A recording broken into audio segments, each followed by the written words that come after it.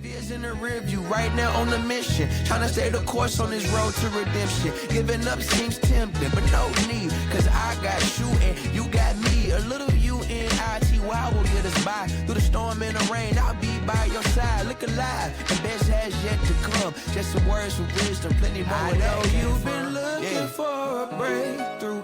Trying our best to make do. Every day is something new, but change gon' come, oh yes, it's true. Welcome to Redeemed and Restored podcast. I am your host, Mike Noland. Look at me 2 times in a row, let you know what my name is. This is the fourth episode of the show. I started in the beginning, episode 1, just talking to you about why God put it on my heart to do the podcast, and I shared that then. Then I've gone through my story pretty thoroughly, but also I could have taken even longer. And I know that sounds silly because in the first episode, I was like, we're just going to talk about why I wanted to do it. Then I'm going to share my story. And then in the second episode, we're going to go on to things that I have learned throughout the process. And then you guys are like 3 hours later. And here we are. We're on basically hour number 4 of it. But God put it on my heart initially to share the story in detail, to give people really an idea of how bad it got, because a lot of times people think that they are in situations all by themselves and that life's never been like this for other people. That's where I got towards the end of this. A lot of times during this, I'm like, nobody else is dealing with what I'm dealing with. Nobody else has had to go through this. And now I've heard so many stories of where, man, I hear people give their testimony and I'm like, I didn't even have it that bad at all compared to what some people have had to deal with. So again, I'm going to finish up, hopefully. And that's the plan today. And then start putting episodes out where we talk to people about their stories and where I interview them and we talk about what God's done in their life. And I'm so excited to get going on that. So thank you for joining me. Again, thanks for hanging out with me. If you want to and you feel like the content that you're getting from this is worth a like and, a share, or you want to subscribe on the YouTube channel or on any other place where you listen to this podcast, I would be so grateful. I just hope that it helps whoever it's supposed to help. That may be one person. And that's why I started doing this, because I feel like God said you can't go through all this, be set free, and then not share your story. I talked about Revelation 19:10, second half of it, that the testimony of Jesus is the spirit of prophecy. So if he did it for me, that means that no matter where you're at right now, he can do it for you too. So here we go. I left off almost getting arrested. I had 4 cops swoop in, almost got charged with multiple felonies, cried out to God right there in the cop car and basically said, fine, if this is what you want for my life, if this is what it's going to take for me to get sober, if I have to go to prison, whatever, I want your will for my life, God, not mine. And then after that, I get let out of the cop car. Things got crazy, nuts, even more than I've already talked about. And I'm about to get to another part of my story that I normally wouldn't want to share because it's kind of embarrassing, but I'm gonna open up and I'm gonna share this part of the story too, and then we're gonna start talking about the rest of it, and it's pretty cool. So I get out of the cop car and go back to my apartment, now drug free, not in my actual system because I had tons of drugs in my system still, but in my backpack. And all I'm thinking about is, man, how am I going to get more drugs? And, I'm worried about that. And I'm starting to try to contact people to figure that out. But the very next day, my now ex-girlfriend and her son, they leave for the East Coast. And when she left, she took a parting gift of my iPhone and my watch that went with it, which I was ready to sell those super quick because I had another phone and probably get a quick $500 so I could get things figured out. But she took the easiest thing for me to sell. I don't know. I ended up talking to her briefly about it at a later point. Didn't really make sense to me, but whatever. They're gone now. So she's gone. She's on her way to see her kids, and I'm at the apartment all by myself. I connect with somebody and trade something for more drugs, nowhere near the amount that I had that the cops took just the other day, but enough to get me by for a little while. And I'm super paranoid, thinking that the cops really were going to still come after me for what happened the other night at the store. I'm thinking that they're going to arrest me at this point. I have no idea why they let me go. They said they weren't going to press any charges. Um, they knew where I lived, but why would they come find me after the fact when they let me go and said they weren't going to press charges? But what you think when you're in the state of mind that I was in doesn't make any sense. So I did the obvious best thing to possibly do, which was sober up, get my mind right. I'm just kidding. I did more drugs. I did. If it was a large amount the last time I went into psychosis, it was just as much, if not more. I was past the point of caring anymore. I didn't care if I lived or died. I didn't really care what happened, but I just did a really large amount intravenously, and I went nuts again. And I swore the cops were coming to get me. Somebody knocks on the door randomly, and I'm peeping through the peephole like a tweaker, trying to figure out who it is. And I realize it's a kid that normally would come over and play with my girlfriend's son. No big deal. I tell him he's not here. He's going to be gone for a couple weeks. Okay, fine. And then another person comes and knocks. And then another person comes and knocks. And I'm telling you, another person came and knocked. And I swear that I looked out the peephole and another person did come and knock. But there's a chance that this was all in my head. So I'm freaking out now at this point, and I'm thinking that the cops are after me because, if the cops are after you, they're going to send random people to knock on the door. They're not going to knock on the door themselves. This is what I was thinking. And so I start freaking out. I had this other phone that I was using Wi-Fi on because I didn't have service set up on it. And I'm trying to figure out whatever I'm trying to figure out. And all of a sudden I get this idea in my mind that any evidence that they're going to need, I can't even believe that I'm telling this story and it's going to be on the internet forever. Here goes. Any evidence that's in the phone or any evidence against whatever case they're trying to build against me for letting me go the other day and other things that I'd done too. But the cops weren't looking for me. They would be soon. I thought it was in my phone. So here's what I did. I snapped the phone over my knee and I started trying to break it up into like the smallest pieces you possibly could, because I'm going to flush it down the toilet. And I start trying to flush it down the toilet and it won't go down. Shocker of all shockers. So I grab something that I think would push it down, and it's a hammer. And I start trying to push. Man, I can't believe I'm telling the story. Okay, stop saying that. I start trying to push it down the toilet, and when I do, I break a piece of the toilet off. Water starts flowing over the side of the toilet, and every time I'm trying to flush the toilet, it's just flooding over the side. It was interesting. I kind of wish there would have been a camera in the room for that one, and I could just show you, because actually I don't know if I'd want that, but it would be pretty funny to watch now. Knowing what I do know, that not ironically, this was this was God orchestrating some things, man, from the police taking my drugs to this next story. I can now see it as God working in my life to take everything away that would put me in a situation where my only choice was to repent or basically die. I can see that now. And the way it all orchestrated, the way it all played out is crazy. So I go from, the cops letting me go to just being absolutely freaked out that they're going to come after me. The knocks on the door could have happened. Maybe they did, maybe they didn't. And I'm just desperately trying to avoid the police. And I'm trying to flush my phone down the toilet. Well, in the meantime, another knock comes on the door, and now I'm like, it's got to be the cops. And I frantically start trying to flush the toilet even more, because they're really going to pull that out and just put it all back together and get the evidence. And, there's like the cloud now. So it really didn't matter. Stupid, I know, but I did it.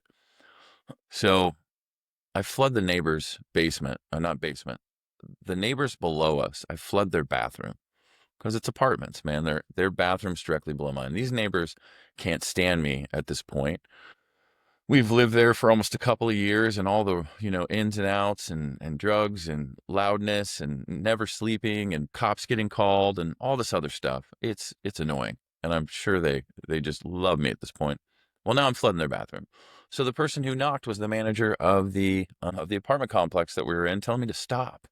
So they finally shut off the water, and I thought I'd been in there for maybe 5 to 10 minutes. I'd been in there for over an hour. Just the whole bathroom was flooded. I have no idea what the neighbors below us bathroom looked like, but I'm sure it looked great. And now the cops are there because the apartment complex called the police. So I've been desperately trying to avoid the cops. I break my phone. I do all this stupid stuff. I am out of my mind right now. Definitely in psychosis. And now I've done so many stupid things that I actually get the cops to come to the front door. So when the cops, the police officers, knock on my front door, the ones I've been trying to hide from, instead of not opening the door this time, because before I was freaking out trying to figure out if the cops were around the corner or whatever, I open the door. I let them in. And they look at me. My hands are kind of bleeding because of the piece that broke off the toilet. And I just look like, Twacky McTwackerson. I am looking good. I don't know what it is about drugs that speed you up, but for some reason you're always biting your lip or chewing your face or making some weird facial thing. So I'm sure I'm doing that. And I'm trying to explain why I did what I did. I acted like I just, went to the bathroom and the toilet got so clogged I couldn't do anything about it. But they go in and there's a piece of the toilet on the ground. Pieces of electronics floating on the top. It was so stupid. So they handcuff me, but they tell me I'm not under arrest. They look around, man, and I hear them outside, like, going, what are we going to do? Are we even going to arrest this guy? Like, is there even a reason to arrest this guy? Like, what are we going to do? And they come in and they say, hey, we're going to need your keys. The development has decided that this is uninhabitable, and you can come back in a week. Now I know that it was a setup to get me out and put eviction notices on the door, and I was never coming back. But at the time, they asked me for my keys. I said I didn't have keys. And then they looked right on the island, and oh, look, there's a lanyard with keys on it. He said, we're going to try these. And I'm like, yeah, okay. First one, boom, there's the key. So he takes my key to the apartment, gives me 2 minutes to pack.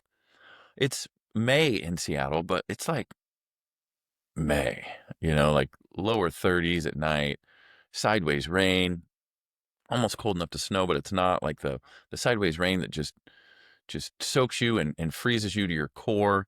And so he follows me around the apartment. I'm trying to snag drugs, but he has me pack a bag. I pack like the only bag that's not waterproof at all. Throw like 5 pairs of pants in there, no coats, no nothing. And because I'm just looking to see if I can snag something. And he's right next to me. And he even said, bro, you're not grabbing any drugs. And they boot me out. So now I'm out on the streets. All my stuff is inside that apartment, including my drugs. And I leave and try to figure out what I'm going to do. So after a walk down the street to a gas station where I tried to clean myself up, I know I'm about to start withdrawing. I know I'm about to be on the streets. Now I don't have a phone. I don't have any money. I have nothing except for 5 pairs of pants in a bag.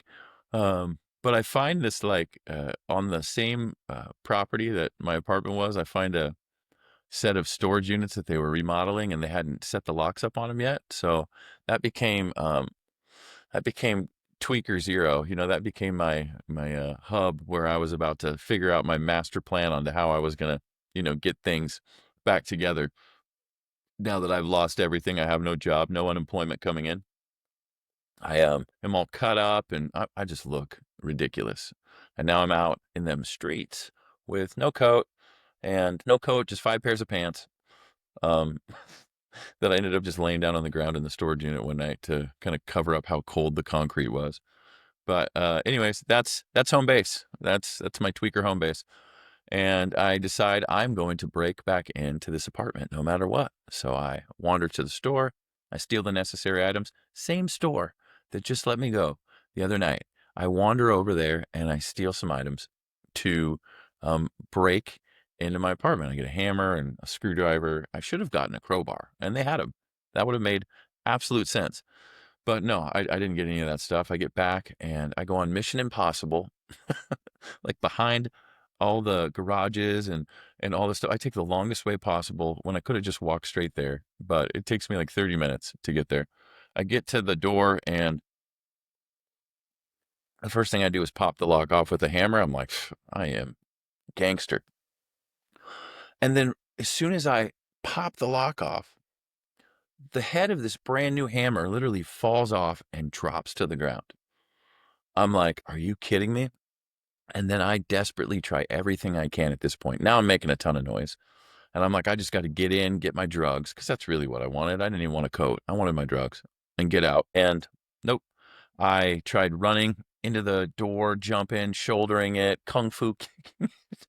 I tried everything I possibly can. And now the lock's off, so I can kind of get to the other side. I should have been able to take a screwdriver and just pop it off, but I could not get this thing to go. I feel like at that moment, if I would have gotten in and got my drugs, I don't even know what would have happened. But I feel like this was the point in the story where God was like, nope, nope, you're done. You're done. All this time that you have been turned over to your selfish desires, to what you have wanted more than me your entire life, or what you have loved more than me, what you have idolized above me. I feel like this is the moment where God said, nope, time to come back. We're done now. It's been fun, and it's been fun playing around, but this is where, like, no matter what I did, nothing would work out to go down the road that consisted of staying high. Nothing. And I'll keep telling the story, and I want to try to get this part in here and then switch to once I left Seattle and try to get it all in, episode 4. So we don't end up with episode 1,753,257.1.2.3. All right. If I would stop saying like that, stuff like that, maybe we would actually get through the stuff, but I'm just being myself. Yeah, you get to listen to it, or you don't have to. You could just turn it off. All right. So there I am, trying to get this door to open, and I felt like I could have had a bulldozer or anything to run through that door, and there was like a supernatural force field that said no. And I got to the point, man, where I was so discouraged. And at this point, things are starting to wear off, and I'm starting to get withdrawal symptoms. And I sit down on the door. I plop down with my back to the door. At one point, a neighbor came and asked what I was doing. I knew it was a matter of time before the cops got there, but it felt like it took really long for them to get there. I was crying, head, back on the door, just, you know, crying and just being like, why? Why, God? Like, why is this where my life is? Why? I was questioning how I ended up in this circumstance, and man, I was defeated. I was defeated. And then all of a sudden I hear from down the stairs, a police officer say, "What are you doing?" And I'm like, well, all my stuff is in there, and I'm out here, and I'm trying to get in there. And so he says, "Why don't you go ahead and stop doing that and come down the stairs and let's talk." I come down the stairs, I sit down on the second or third stair. He's kind of out in the parking lot a little bit, trying to assess the situation, I'm sure, to see how nuts I am. I've got tears still streaming down my face, and he asked me what I was trying to do, and I explained to him, I'm trying to get back into my apartment. I lied. I didn't say I'm trying to get my drugs. I'm like, I'm cold, and a crazy thing happened, and I got booted, which he knows what happened because he's also from the Snohomish County Police. So um, he was just nice, man. He just talked to me and listened to me say what I said. He said, "It's a good thing you didn't get in. I would have to send dogs up, man, and that wouldn't have been any fun. And now I'd be charging you with breaking and entering." He goes, "But it sounds to me like you just had a misunderstanding with the front office. You're trying to get in and get your stuff, and you just can't get in there to get the stuff that you need because you're cold." And I said, "Yeah, that's pretty much it." He said, "All right, why don't you go sit in the back of the car? I'm not going to cuff you." And he kind of gave me the whole speech on, "Man, I'll treat you the way that you treat me, but once you start acting crazy, I've got to do things." And I said, I get it. And so this is like the nicest police officer I've run into. I feel like maybe he might have been an angel in this whole thing because of what happened moving forward.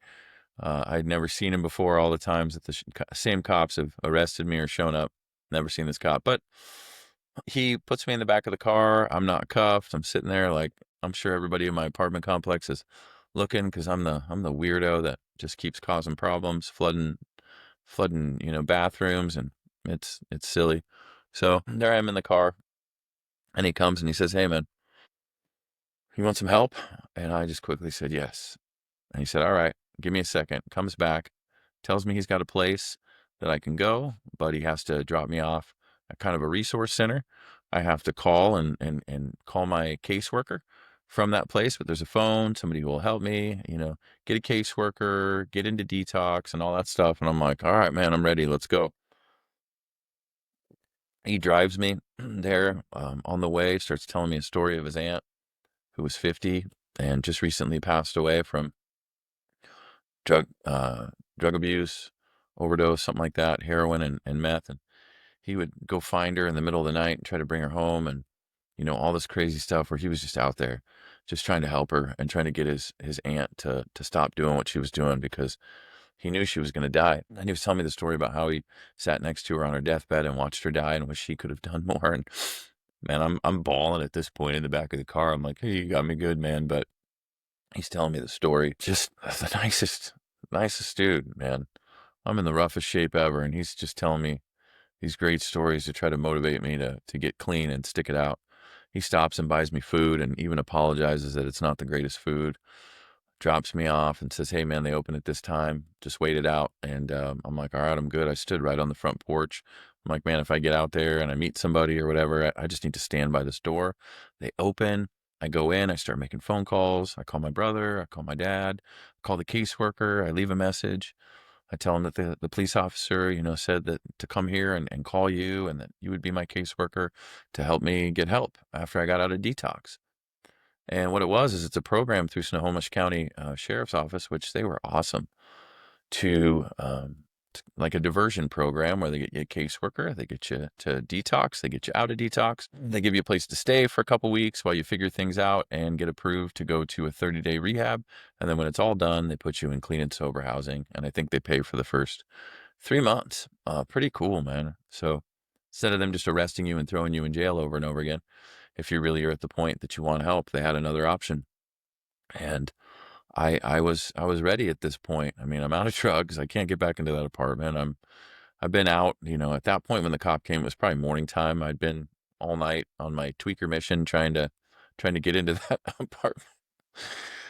Another funny time where it would have been hilarious if there was a camera watching me try to get that door open, especially when I ran and shouldered it or like kung fu kicked it. It had to be entertaining. What I said probably had to be pretty entertaining too. This awesome police officer drops me off. There I am. I call my brother, tell him what's going on because they were looking for me because I'd kind of disappeared because I had no phone and all that. I called my dad and I told him I wanted help. I wasn't sure where, maybe the Salvation Army again. I didn't know at that time, but I told him I wanted to get into detox. That Friday, man, every detox in the greater Seattle, Tacoma area was full. There wasn't a single bed. I called as far as Tacoma, because my brother Daniel's like, "I can get you a ride, maybe find somebody to come pick you up." Because I was all the way up in Everett, which is about an hour, I think, from Tacoma, maybe even a little bit longer. And I called everywhere I possibly could, looking for a detox because I wanted to get in that day because I knew if I didn't get in that day, it could be a problem. And I didn't find one, but my dad sent me a little bit of money so I could get some food, and I wanted cigarettes, honestly. And I try at lunchtime, I said, "I'll be back." And she said, "That's fine." And I try to go get this Western Union money, and I'm in Everett, and like nobody would do it. "Oh, our systems are down," or "Nope, we don't do that anymore." I went from one store to the next, to the next, to the next, and nobody would give me this $50. And I'm just like, I'm getting really far away from this place. I don't even know if I remember where it is, but even if I do, because I don't have a phone or anything, I don't know if I can make it back on time. I end up catching a bus, going to Safeway, and they finally give me this $50, and I start heading back to the place. I catch a bus and I find it, and literally I got there like right after it closed. So now there I am with $50 and nowhere to go for the entire weekend, homeless, and no drugs, coming off everything, and I'm not going to detox. So this sucks. Um, so I did what Hardly anybody in that situation would do. I could have called for help. I knew my family's number, Daniel's and my dad's, right off of memory. But nope. I went to figure out how to get from Everett back out to Bothell to get to people's houses that I could buy drugs from with my $50 minus what I just spent on cigarettes. Now I don't spend any money on food. I'm gonna buy drugs. And I finally get there and I buy a little bit of drugs, and they had no idea, how bad it really was. But I guess they had gotten a call from my ex-girlfriend because she was looking for me because I disappeared. And so they're like, they call her and they say, hey, he's here. And there I am at their house because we had gone there several times. It was one of the several different sets of people that I bought drugs from over the couple of years. And they say, hey, you can hang out. I'm like, cool. I got a food stamp card, like if I go to the DES office, I haven't claimed it yet. So if you give me a ride over there, I'll get that. I'll buy food for you guys, whatever, because I don't have any money. So I figure I'm going to stay here, which, oh man, that would have been bad. But I call her, my ex, and she has a little bit of money that I'd given her, and she sends me some via Western Union. Now I've got a few $100s, and I am staying at these people's houses who sell drugs. So I buy as much meth now that I can because I'm not in the situation financially speaking to purchase cocaine, and they don't have it anyways. And I buy some basically oxys, pills, whatever, and we go to the store to get the money. I go with this girlfriend to the store because I think we sent it to her because I didn't have an ID anymore. I had lost my wallet and all this, or it was back at the apartment or something. I don't know. And he calls her freaking out while we're gone, paranoid. All of a sudden, he gets all paranoid and says that I can't come back to the house. Another just weird thing that happened. I know weird things happen when people are on, meth. That's really strange. People get paranoid because I haven't just told you multiple stories about me getting paranoid. So, anyways, this is the weekend after that Friday, and there I am out in these streets.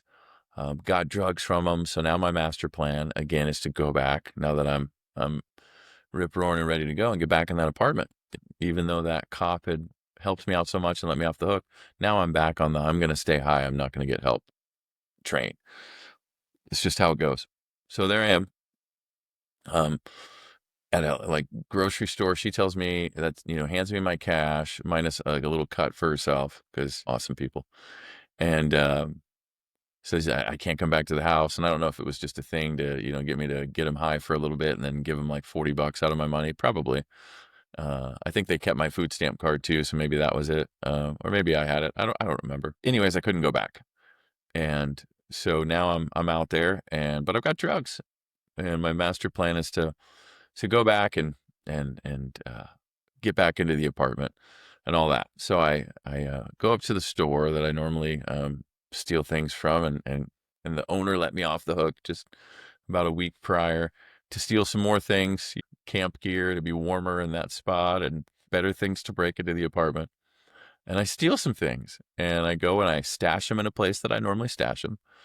And I realize that even though I have drugs, I could go to this methadone clinic that's down the street and probably meet up with another dealer that I knew, maybe have a place to stay, maybe whatever. Like I just decided to go check it out, and I knew everybody was about to be there because of what time it was in the morning. I think it was Monday morning now at this point. But as I'm cruising through, um, I end up stopping at a church, and through a series of events, they get me a little bit of help. They get me some food, and I end up leaving the church fed because they were having an event that morning. So I just looked all rough. I don't even know why I stopped there. Maybe to use the bathroom. It was right down the street from the methadone clinic. Anyways, I'm what I thought was in and out. And I leave and I start heading down Bothell Everett Highway the wrong way. And here's the reason why. I realize when I'm in there, oh, yeah, that's why I stopped by. I started to feel sick to my stomach because I have an infection again in my arm that the antibiotics for are in the house that I got booted from. And my infection's starting to get really bad, and I'm starting to get sick to my stomach. And I think I have a fever, and I'm starting to throw up. And so they do give me, I go into the restroom, use the restroom. They do give me some food, but I was starting to get in really rough shape. So I decided to, instead of going to that methadone clinic to get more drugs, because I already had some, I start walking down the street on a major highway to go to the hospital. I'm going to go to a bus stop. I'm going to catch a bus to Evergreen Hospital in Kirkland, and I'm going to go back there and tell them my arm's infected again. And I probably wanted them to give me opiates or probably just give me some antibiotics because the infection's getting bad. And I don't have my antibiotics now because I had just gotten them like the week before on this infection. A lot of things going on, I know, but I decided to head to the hospital. So there I am walking down the street in some sweats and a t-shirt. And just kind of wandering down, and I hear a siren, and I freak out because I'm still not in a good frame of mind. And I'm trying to get high at this point, but every time I get high, I get sick to my stomach. Every time I do a little bit of meth, or I do smoke a pill or whatever, I'm getting sick to my stomach. I dive over a bush and I roll down a hill, man. And it's Seattle in May, but it's super rainy, and I get covered in mud. I tromp back up the hill. Now I've got mud all over me. I'm looking worse and worse by the minute. I finally cut through this apartment to get to a gas station to try and clean myself up. I step on what I think is concrete, and it's actually a freshly poured slab of concrete. So my foot goes down all the way to my knee, and as I pull it out, my shoe comes off. And I'm like, now I'm in one shoe. I don't know why it's always my shoes or my phone, but now I've got one shoe on, and the other one's kind of covered in concrete. Not too bad. I tried to wipe it off, and I take the other shoe and I just throw it. And I'm mad. I'm yelling at this guy. I'm that guy. And so now I'm in socks, and I'm walking down the street. I get to a gas station, and I'm getting sick behind it. And I'm like, just, legs like wide open because every time I'm like trying to get high, because I'm still trying to get high, I'm throwing up between it's bad. A lady comes out from the gas station, says, "Are you okay?" And I'm like, "No." And she brings me water. She was nice. Another nice person along the way. Calls me an ambulance, and now the ambulance is going to take me to the hospital. I get to the hospital. This is a hospital I've been to so many times for the exact same thing, an infection in my arm. They're over me at this point. I had already spent a week there in 21. Now it's May of 22. I've gone back so many times. I had just seen him the week prior, and they gave me antibiotics for the same thing that now I don't have because I'm out in them streets. And I come in the ambulance this time. So the first time I came, packed waiting room, they get me in right away. This time, packed waiting room, come on an ambulance. They throw me in the waiting room to wait. And I wait like 8 hours, and I finally get in, and it's the same doctor and some nurse, like some traveling nurse from Georgia. Poor guy. And, I'm explaining what's going on, and I'm telling him that I'm out in the streets and I'm homeless and I need antibiotics and I need something for the pain because I'm starting to go through withdrawals. I make up a story. I was just trying to do drugs in their bathroom and getting sick. So I'm lying because I'm trying to get, Dilaudid again or something, like hoping that maybe they check me into the hospital for a week again, like they did last time, and just give me the good stuff. But that wasn't going to happen because I don't know. It just wasn't going to happen. And the guy goes, "Okay, well, you're withdrawing." And he says a whole bunch of stuff. I'm not listening. And I think he's going to give me drugs. And he does.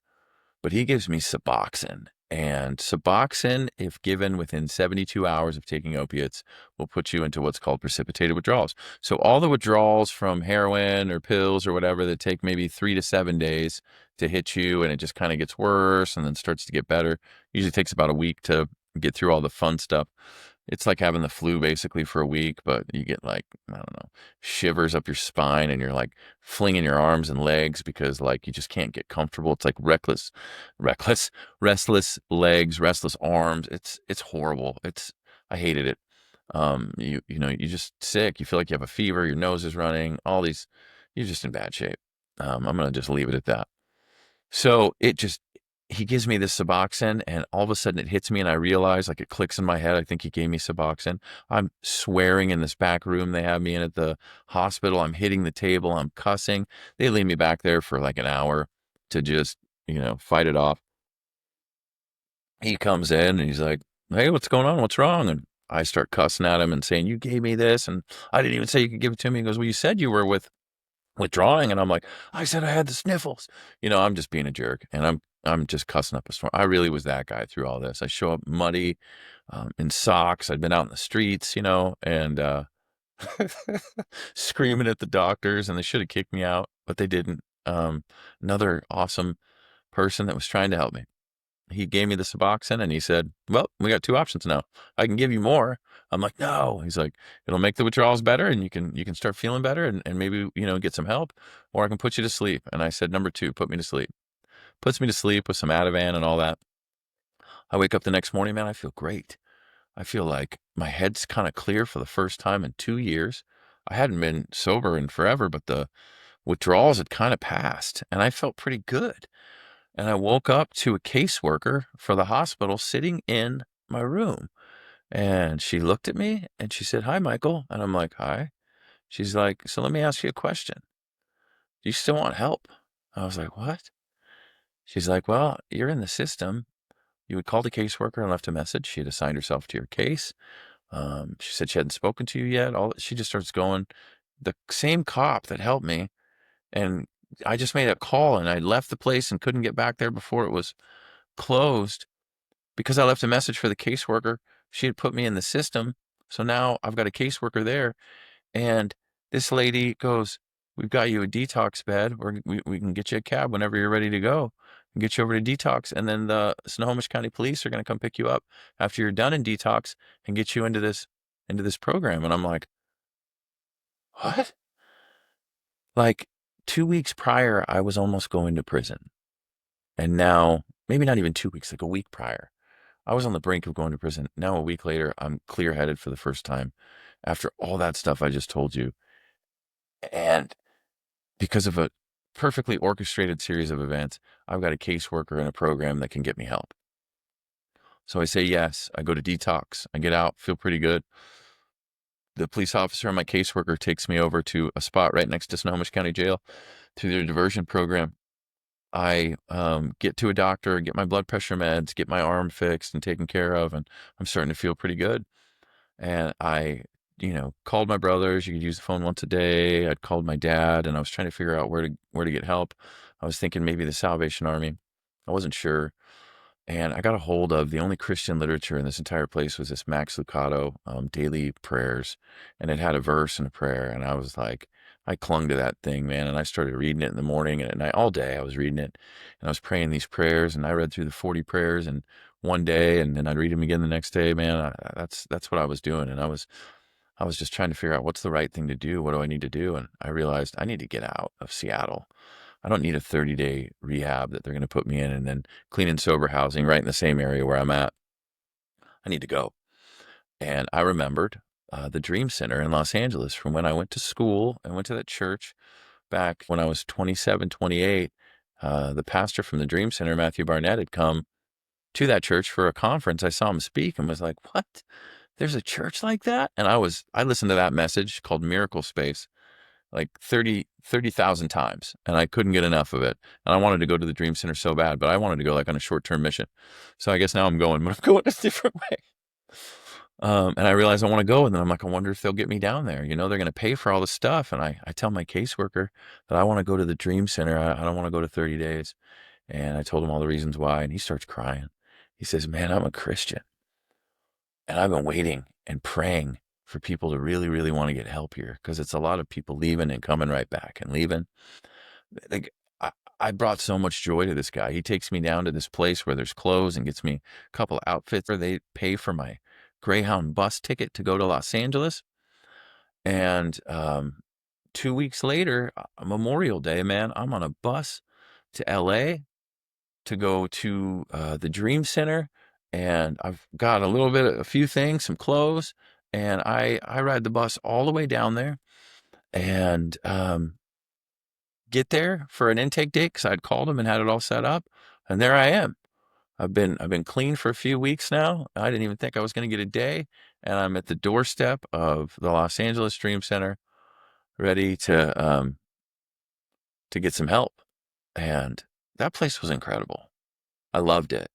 Um, the program was, you know, it's a little tighter because they got all these different people living on campus. So like you got to go places in threes, you got to like line up for things. It's very strict in the rules. You can get written up for things and have to like, do extra hours of work and pull weeds in the hot sun because you like didn't dust your area correctly or whatever.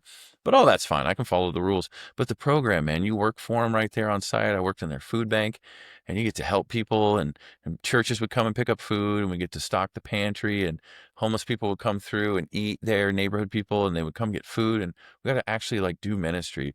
And then in the afternoon, we were in, classes, and a lot of it was like almost Bible classes kind of. So it was great. But for some reason, man, I at 4 months, I finished the first level or whatever they called it, and I just decided I was good. And one day I walked out. I just left. And at the time, as soon as I walked out, I regretted it. I regretted it. Uh, I just got all worked up and decided I was going to be fine, and I really didn't need another 8 months in a program, like especially it was going to be exactly the same. I'm literally in the best environment I'd been in. I'd had moments where God was healing me, like during chapel services where I was on my knees bawling and just letting things out. And God was really starting to work on my heart. I realized that He had rescued me from that mess up in Seattle. I was on a prayer walk one morning and I heard Him say to me, like, here's your miracle. I was like, man, I've been clean like 30 days at that point. I'm walking on a prayer walk in the morning. I see all of Los Angeles, around me from where they're at. And I'm like, this is crazy that I'm here. With all that said, though, I still left.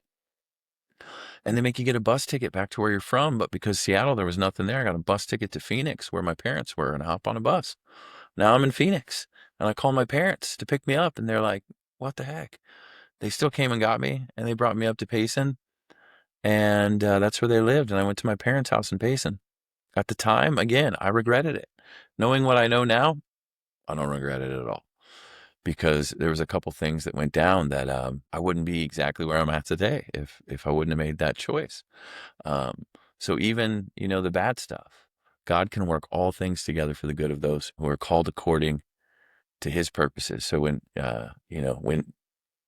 you love God and you're called according to His purposes, even when you mess up and you get off track, He still can use those things and rescue you and put you in an environment where your faithfulness to Him can flourish. So I leave the Dream Center, and I realize I need to get hooked in, out there as quickly as possible with whatever, get involved in a church. I find a church that has a CR. I tell my parents I'm going to figure it out. I'm going to find a job. I do.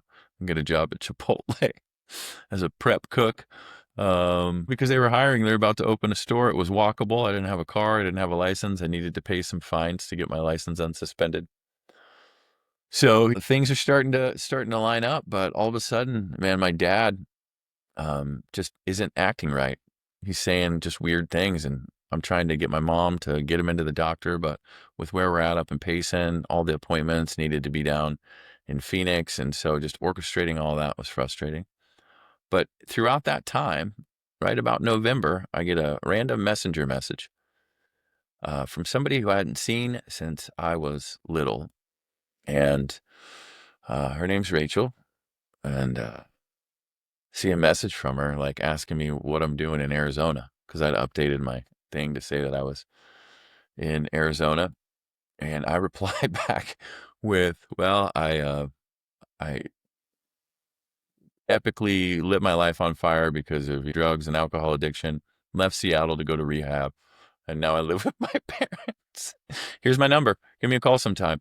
And that's what I did. I said that, and I'm surprised that she ever responded, but she did, and we chatted for a little bit.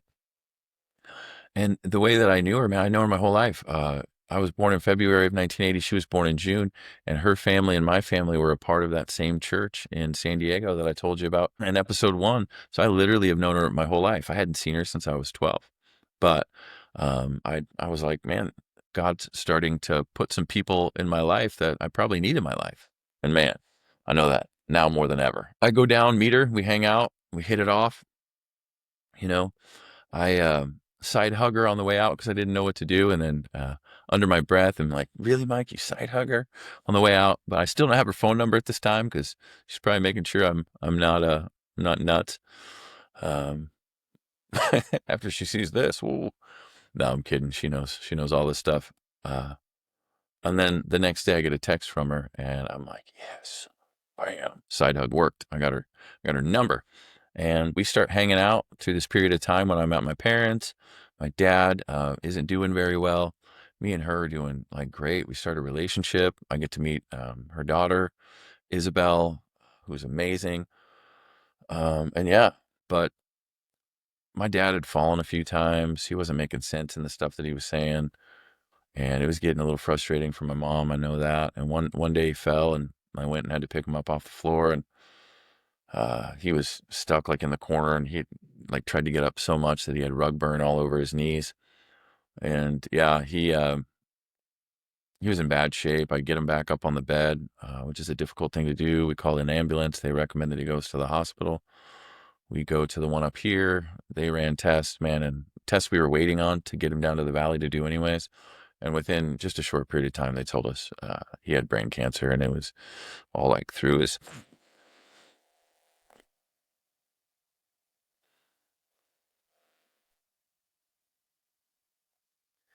It was all through. There's nothing they could do about it. We had to transfer him down to a hospital in Phoenix, and maybe they could operate, give him a little, relief or whatever. But we got down there, and that was how I got to meet Isabel, because we stayed at Rachel's house. Me and my mom did, because we had, nowhere to stay down there, so we didn't have to get a hotel. She awesomely let us stay at her house, so we could go back and forth to the hospital. And they said once they did more tests, they were like, "There's nothing we can do." Put him on hospice. And we leave, Phoenix. Me and my mom, my dad had to go up via ambulance. He's going into hospice to the care there, and we're going up to get the house ready. It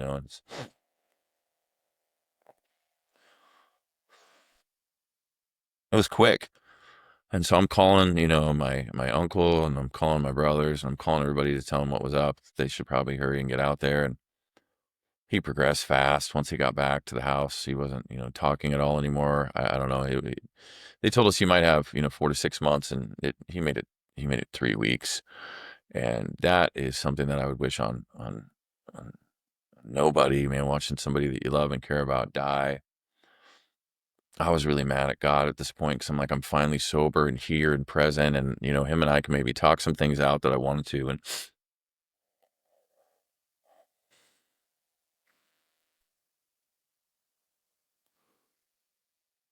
that wasn't going to happen. And so I was just mad, and but trying to help my mom as much as I could, and that sucks. And trying to help with diaper changes and all that goes into hospice is not what you expect, but it's what you do. And that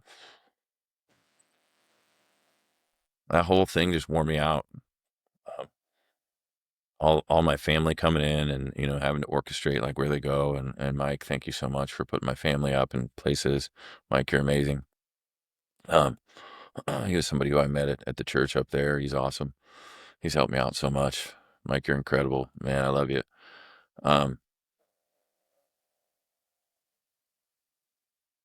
so yeah, it wore me out. And once everybody left, my dad passed.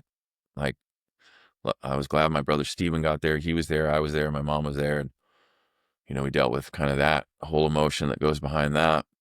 I drove my brother down to the airport, my youngest brother, and now everybody's gone.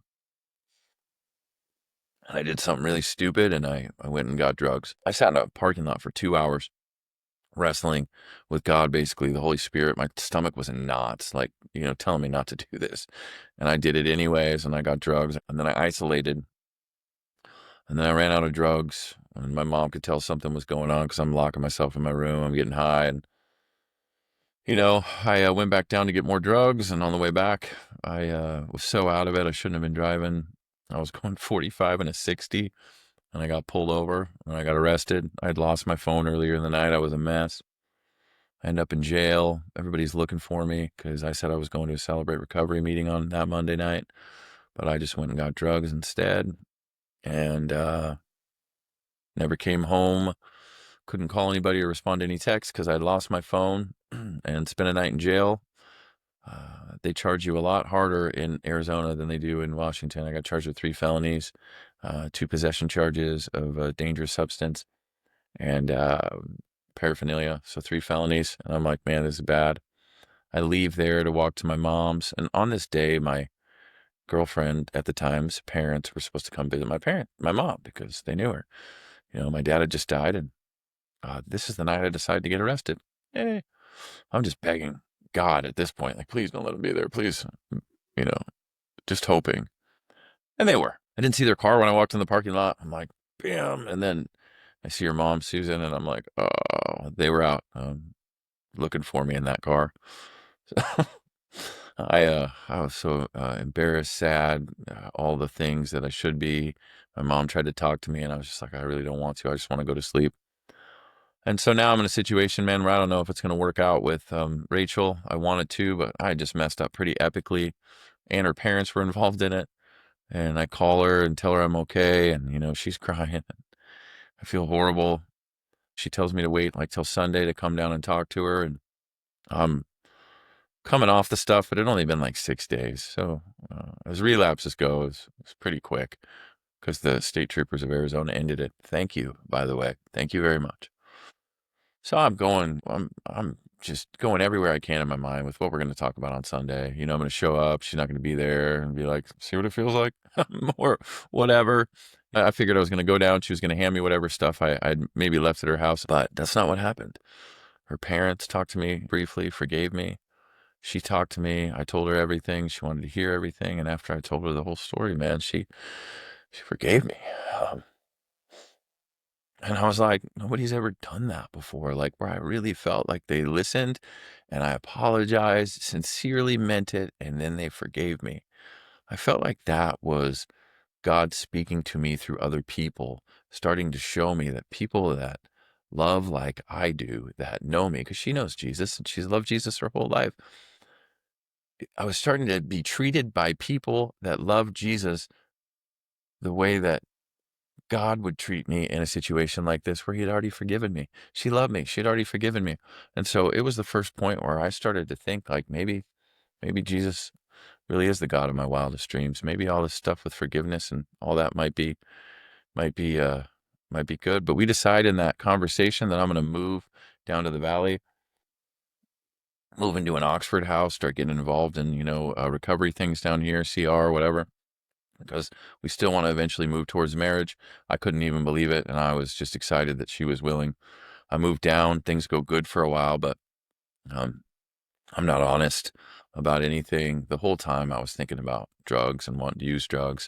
I'm white knuckling it. I'm fighting it off. Every night I'm thinking about using drugs. And I, um, I would go to CRs and kind of tell the truth, but I'm not telling anybody the truth. I'm just just fighting it off. I'm just checking things in boxes. I'm reading a couple scriptures. I'm going to a meeting. I'm, going through the motions. I'm going to Bible studies on Sunday. I'm going to church, but I felt very disconnected at that point because I feel like my relapse only lasted 6 days. I wanted it to be a little bit longer, maybe. I don't know. I'm still kind of going through the processing of loss. And yeah, I I thought about using drugs every day, and I didn't tell anybody. I had so many mentors in my life at that time I could have talked to, and could have talked to Rachel about it. She would have, been a little probably like, what? But she listens and she hears me out, and I love her so much, and I trust her. It's the first time I really trusted somebody the way that I trust her. I feel like I can tell her everything now. Oh, and she's heard it. Um, but I didn't. We go to Disneyland. Yeah, we won some tickets off the radio. Like, it was pretty awesome. Won some tickets off the radio. That's never happened before. And we go to Disneyland, and it's Rachel and I and Isabel, and we're headed to Disney, and we hang out with her cousin and her cousin's daughter, and my brother's ex is there with his daughter Soraya. So I get to see her. We get to hang out with her a whole day. It was an awesome trip. And after I get back from that trip, I go to a CR meeting on a Monday night. I get a 5-month chip because now I'm 5 months clean after what happened with the police and getting pulled over at 45 and a 65. Um, the charges, they decided not to proceed with those charges. But if I get in any trouble again, they would bring him back up, But nothing at this point. I'm sitting pretty good. I'm living in an Oxford house. I'm doing all these things. I'm checking boxes, man. I'm doing this thing in my own strength, but trying to act like I'm not. Go to Disneyland, great trip, come back, get a chip Wednesday. All of a sudden, out of nowhere, I go buy drugs and I get high. I knew I'd messed up. I text Rachel the next day with the stupidest messages, thinking that she knows, and now she does. And I break up with her via text and then just ghost her. I was such a jerk, and I'm so sorry. And she knows that. But I felt like I was maybe protecting her because I had already gotten high. I could have admitted it at that point, put the drugs down, and walked away. But man, I was on one now at this point. So I decide during this relapse that I am not going to stay in Arizona because if I get caught again, they could bring up the old charges. So I'm going to go back to Seattle. I'm going to go right back to Egypt, right back to the place that I just got out of. Yeah, I'm going to go back to Egypt. So I get in the car and I stop in Vegas and I have a whole bunch of money in the bank at this point. And I'm thinking I'm going to take my time and, I'm staying in nicer hotels, but I'm literally just isolating and getting high by myself. It was not fun at all. The second that I started getting high this time, it was like I knew because I'd encountered God in previous experiences, like at the Dream Center. I just knew that God's sovereign and He could end this thing whenever He wanted. When you start having those thoughts as soon as you get high, man, it ruins your buzz. It ruins your high. It's like it was not fun. So I'm just like waiting, for like literally God to be like, nope, you're done. Either I'm dead or done. So there it is. I stop in Vegas. I meet somebody to buy drugs from because I want to buy a bunch before I head out to Seattle. All they had was crack. So I buy some, and I'm thankful for that now too because crack is very expensive and you go through it very fast. So it burns through your money quick. I get to Mesquite, Nevada, and I get a hotel for the night because it's right on the border of Utah. I'm about to head up to Seattle. I'd contacted my old dealers in Seattle. I'm ready to go and take whatever money I have left, man, and head up there and just start being stupid again. And um, I wake up in the morning or come to in the morning, and I'd put my foot up on the pillow because my foot was a little swollen when I laid down. And my foot's now so swollen, my ankle's black and blue. I put my foot down on the ground. I'm in so much pain from the blood rushing to it. I literally am crying, can barely walk. I have this crazy thing happening with my ankle that I have no idea what happened. I don't remember hitting it the night before.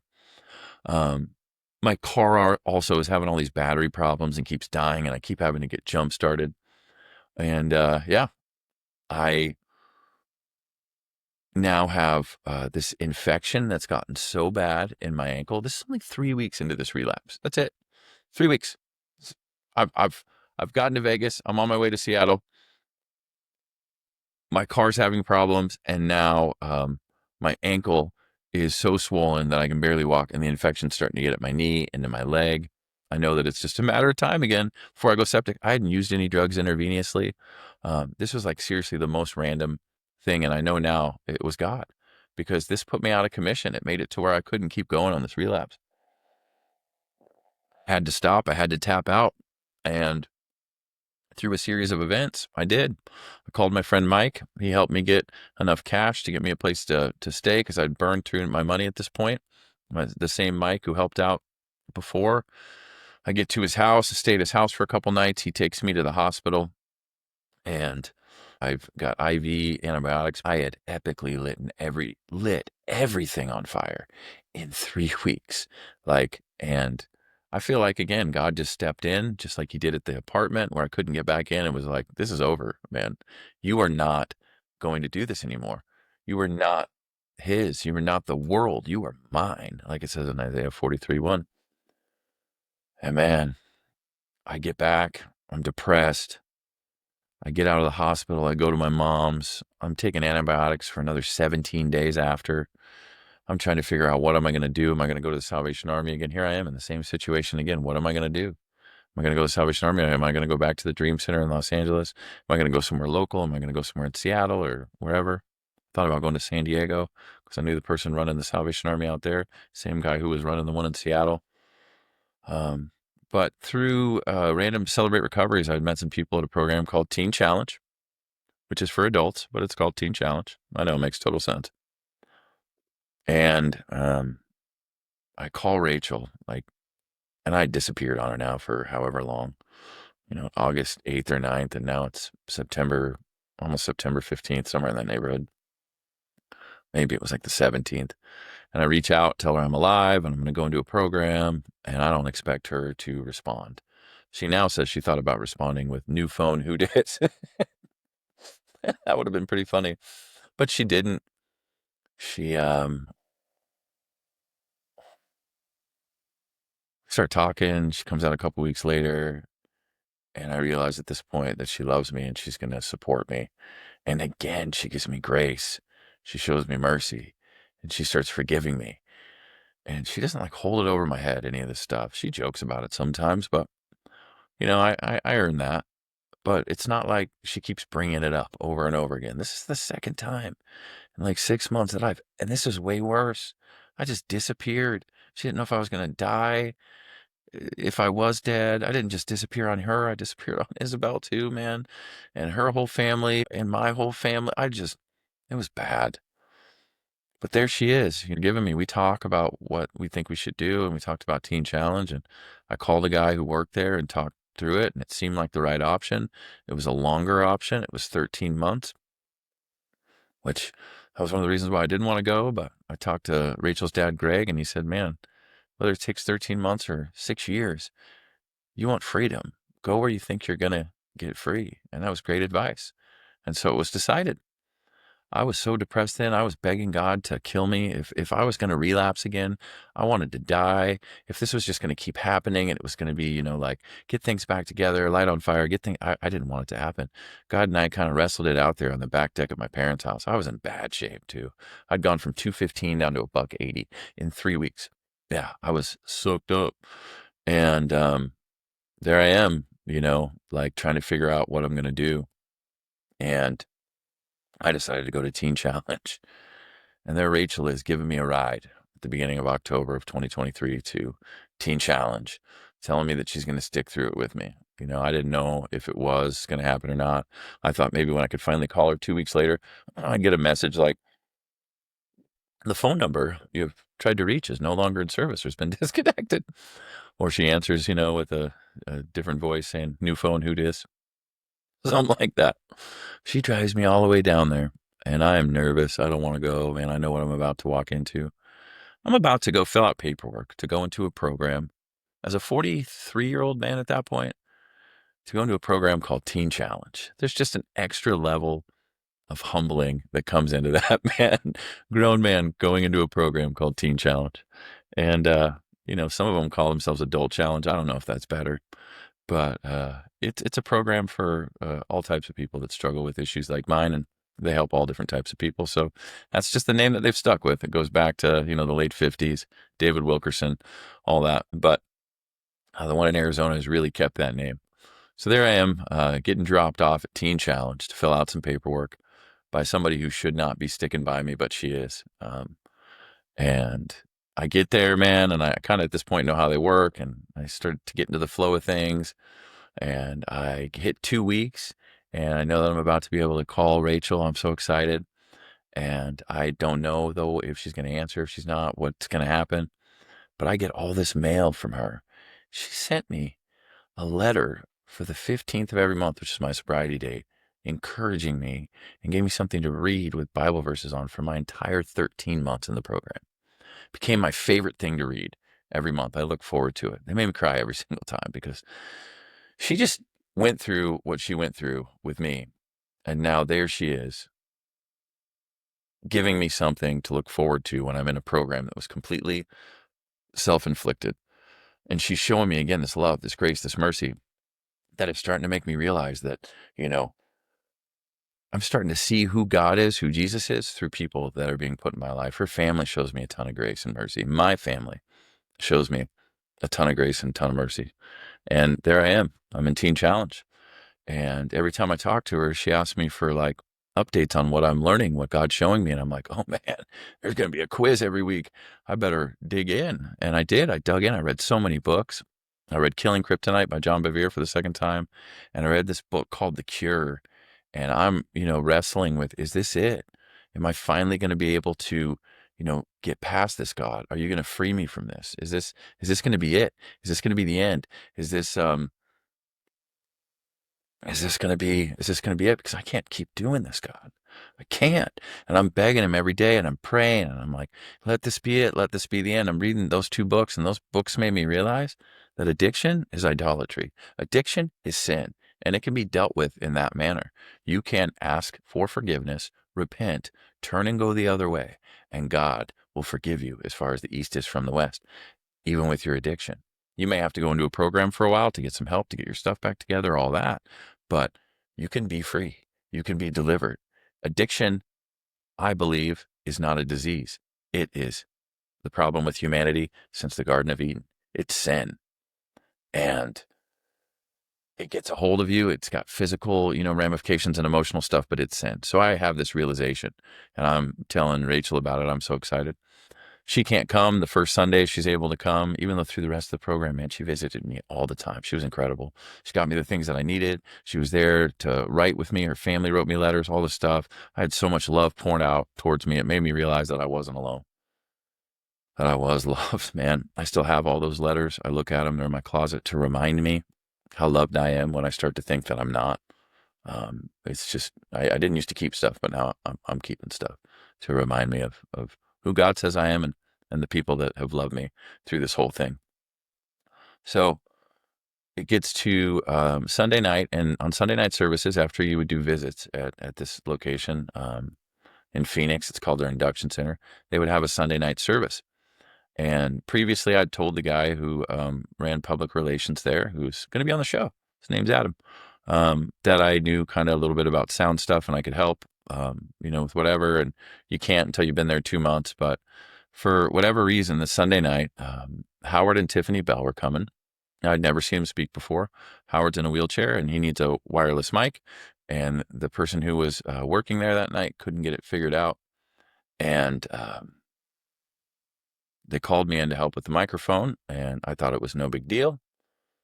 I helped with the microphone and got it to work and chatted with him for a second and proceeded to sit at the back with Rachel so I could be close to the sound booth in case anything went wrong. And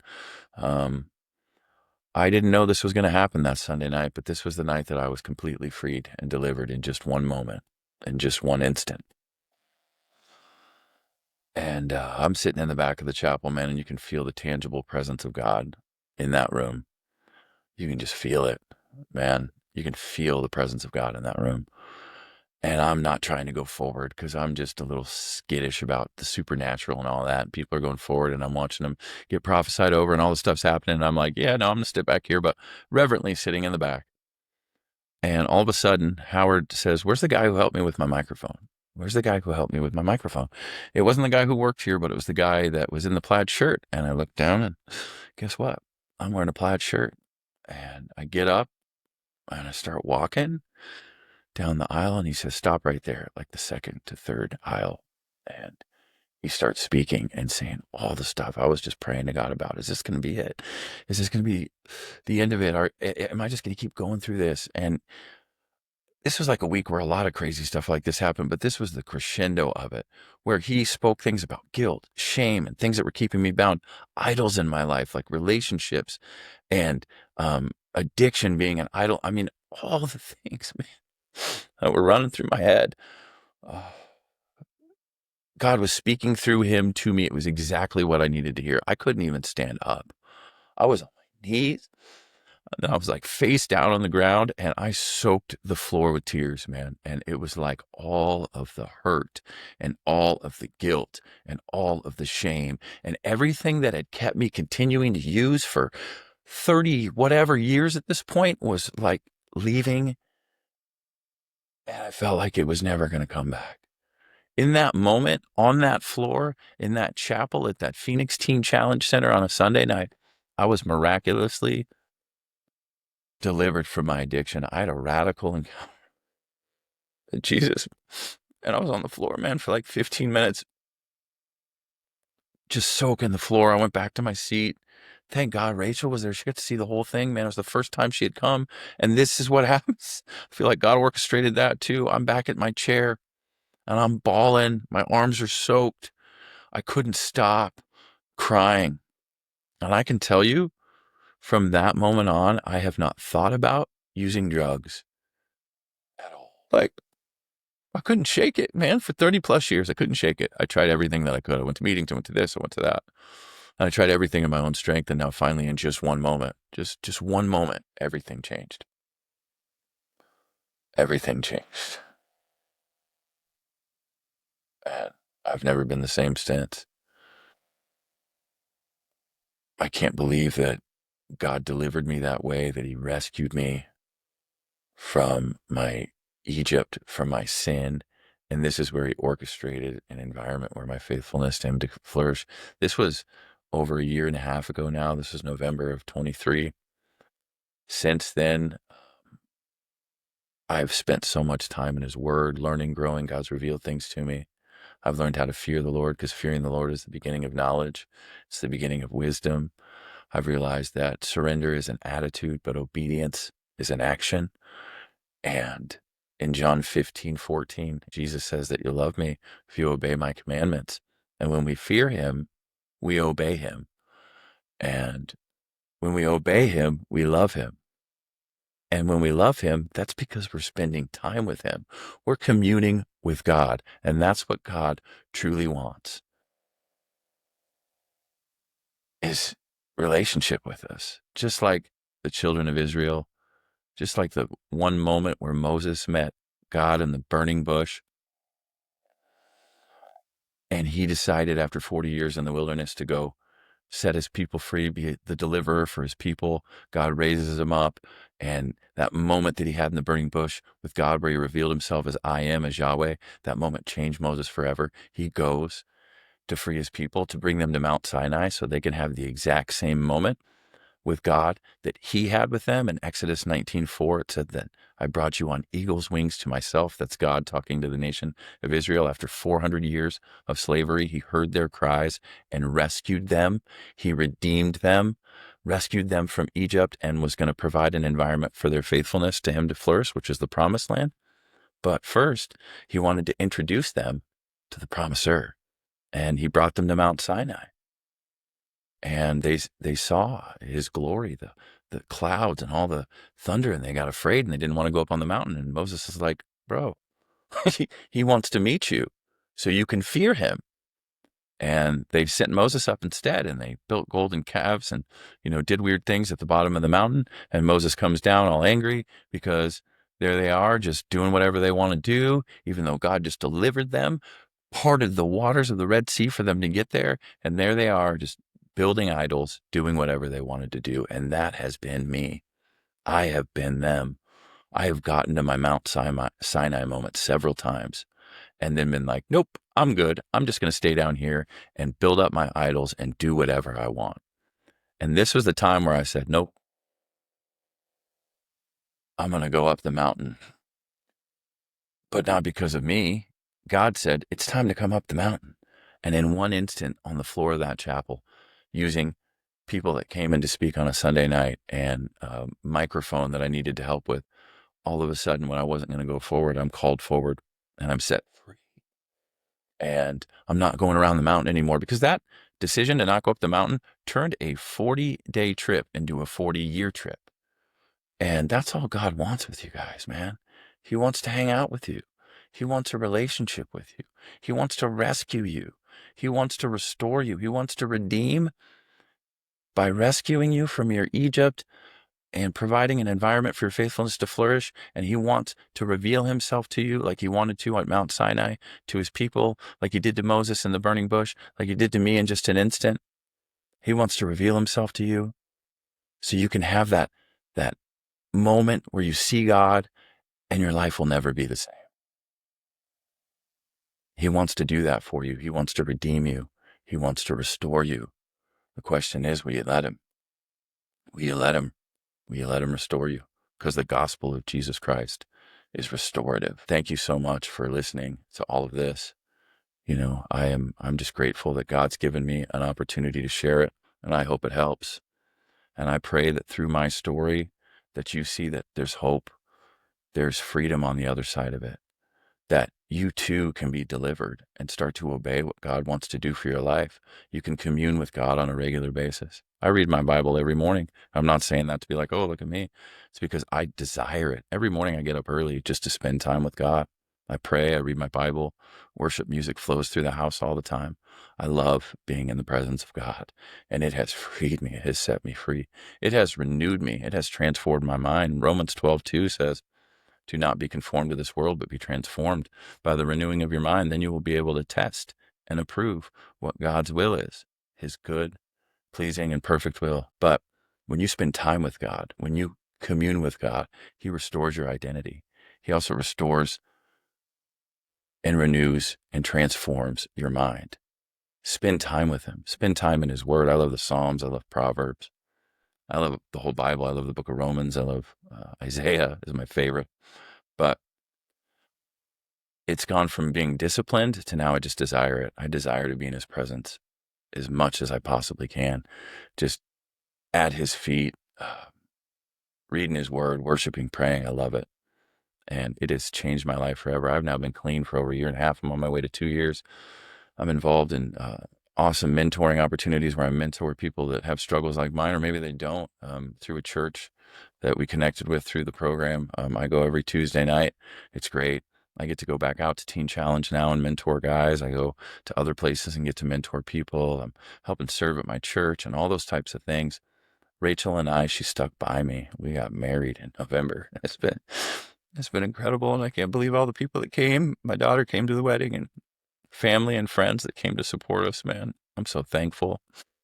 But God can do the same thing for you. And I pray that he reveals himself. And I pray that his kindness leads you to repentance. And I pray that he allows you to be turned over to all the things that you desire more than him, so that you'll finally repent and turn and go the other way, because he's waiting for you. He loves you. And I want to pray with you right now. God, I just pray for every single person here who's listened to what I've gone through. I just pray that you speak to them, you reveal things to them, you help them realize that they need you, and that they repent and turn and go the other way, God, that they accept you as their personal Lord and Savior. Jesus, thank you so much for what you did on the cross for us. Thank you for living a perfect life, dying and rising again, and for the sweet and wonderful news that is the gospel.